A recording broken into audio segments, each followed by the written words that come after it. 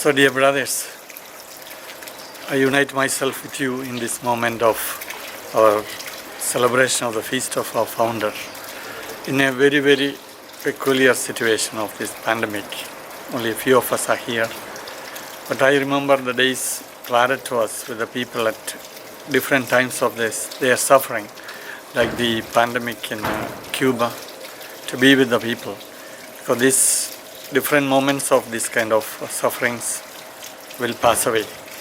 It's important for us to live this moment united, facing this calamity with courage and faith, so that at a later time when we look back, we should be proud of being missionaries who were faithful to the Lord and faithful to the people. And in this moment, therefore, a precious moment to live our faith with courage and fortitude and united with the Lord and being one with the people, especially those who are suffering.